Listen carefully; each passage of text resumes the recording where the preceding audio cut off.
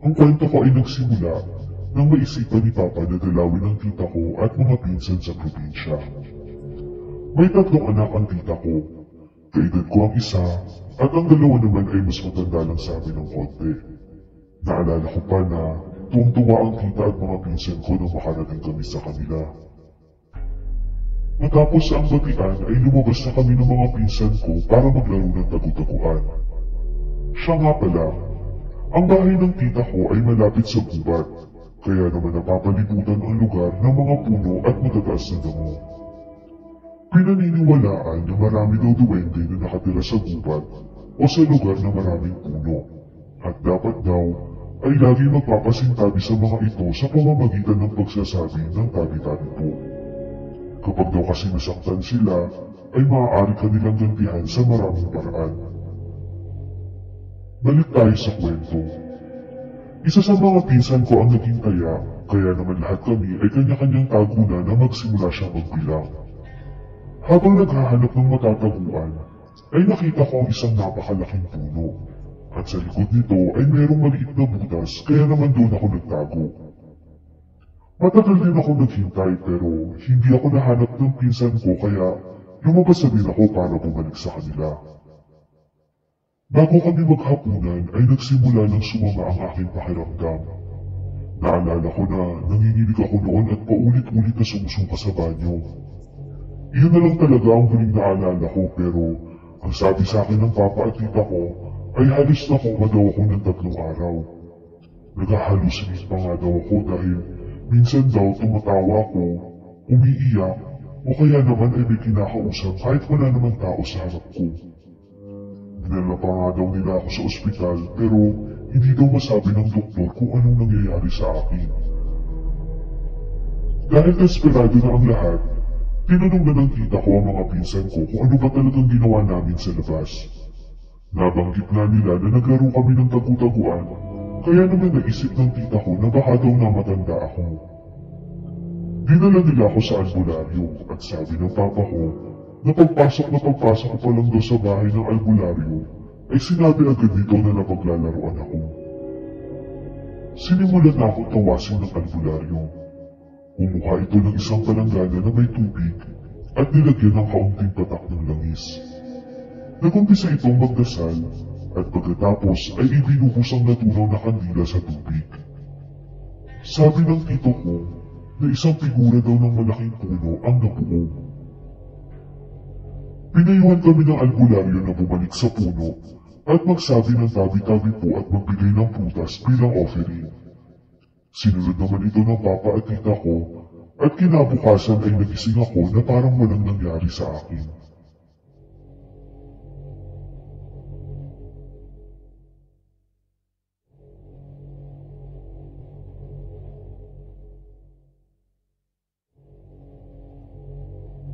Wala akong third eye, pero naniniwala ako sa mga kwentong multo, engkanto, at iba pang kababalaghan. Itong ikukwento ko ay nangyari sa akin noong grade 6 pa lang ako. Sa probinsya ako lumaki, at dahil hindi pa naman uso ang mga computers noon, ay lagi kami naglalaro sa labas ng bahay hanggang sa magtakip silim. Simple lang ang kasiyahan namin noon, basta makapaglaro lang ng taguan, patintero at tumbang preso ay okay na sa amin. Bakasyon noon, 6:00 ng gabi. Naglalaro kami ng mga kaibigan ko sa bakanteng lote sa tapat ng bahay namin. Medyo masukal sa bakanteng lote na ito dahil wala naman naglilinis. May nangangalawang na kotse dito at isang maliit na bodega na sira na ang bubong. Matataas na din ang mga damo at kalat-kalat na din ang pagtubo ng mga halaman. Dito kami naglaro ng taguan. Takbo dito, takbo doon. Nagsisigawan at nagtatawanan kami na para bang noon lang kami nakalabas sa hawla. 7:00 na ng gabi nang matapos kami sa paglalaro. Kung hindi pa siguro kami tinawag ng mga magulang namin, ay baka inabot pa kami ng 8:00 ng gabi. Pagka-uwi ko ay inutusan na kami ni mama na maghugas ng kamay at paa para makakain na. Nang papunta na ako sa banyo namin para maghugas, ay saka ako naramdaman na masakit ang kaliwang pinti ko. Mabilis na tumindi ang sakit hanggang sa hindi na ako makalakad at hindi ko na rin maigalaw ang paa ko. Tinignan ni mama kung nasugatan ba ako o napilayan. Pero sinabi ko naman sa kanya na hindi naman ako nadapa o ano. Dahil wala din namang malapit na ospital o klinik doon sa lugar namin, ay nagpatawag kaagad ng albularyo si mama. Pagkadating ng albularyo ay kumuha ito ng tawas at nagpabaga ng uling. Nagpakuha din ito ng plato at kandila. Habang dinadasalan niya ako ay tinunaw ng matanda ang tawas sa kandila at pinatulo ito sa plato. Nagulat kami dahil nagkorting tao ang tawas na natuyo. Matapos ay kinuha ito ng albularyo at dinurog, saka pinahid sa hita ko hanggang singit. Ayon sa kanya ay nakatapak daw ako ng hindi nakikita. Ayoko man maniwala, ay hindi ko may pagkakaila sa sarili ko na agad nawala ang sakit sa paa ko nang ipinahid ng albularyo ang tawas. Simula noon ay hindi na kami naglalaro sa mga masusukal na lugar at lagi na kami nagpapasintabi sa tuwing dadaan sa lugar na hindi madalas puntahan.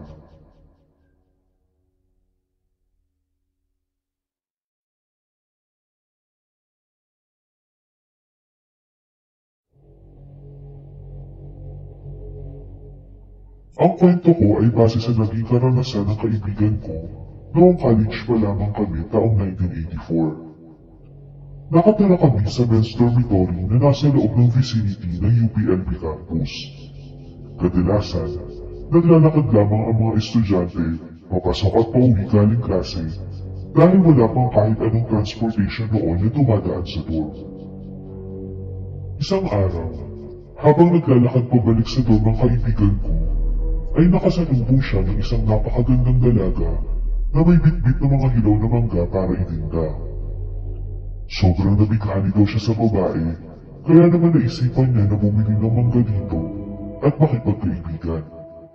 Mukha naman daw kasing mabait at hindi suplada. Mula noon, ay madalas na niya itong makita sa iba't ibang lugar sa loob ng campus.